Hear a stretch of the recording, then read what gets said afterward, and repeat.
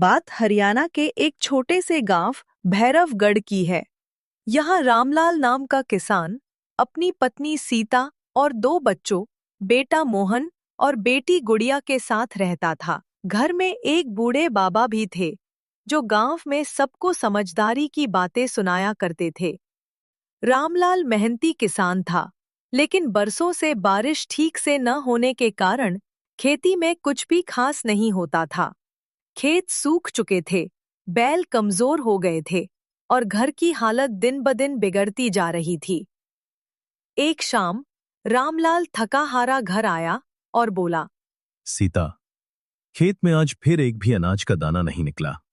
बच्चों का पेट कैसे भरूंगा? कर्जदार भी रोज धमकी दे रहे हैं। सीता ने दुखी होकर कहा, हिम्मत मत हारो, अच्छे दिन जरूर आएंगे।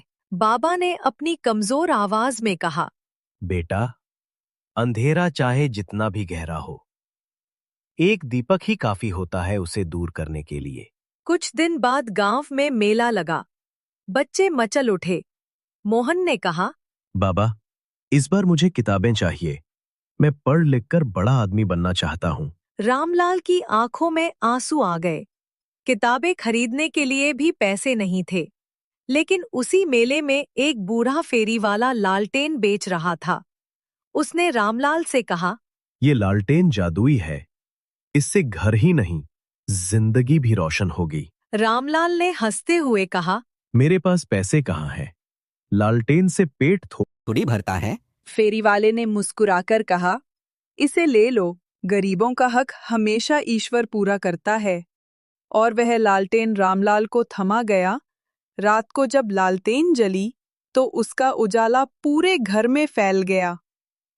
मोहन और गुड़िया लालटेन की रोशनी में पड़ने लगे। बाबा ने कहा, यही असली जादू है।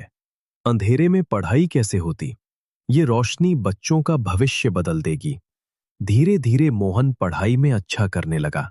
गांव के लोग भी उससे सवाल पूछने आने लगे। एक दिन गांव में तूफान आया। कई घर गिर गए। खेतों का नुकसान हुआ। रामलाल का घर भी टूट गया। लोग मायूस थे।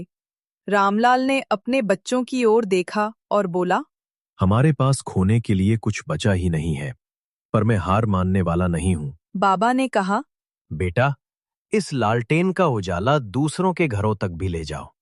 जो रोशनी बांटता है, उसे कभी अंधेरा नहीं घेर पाता।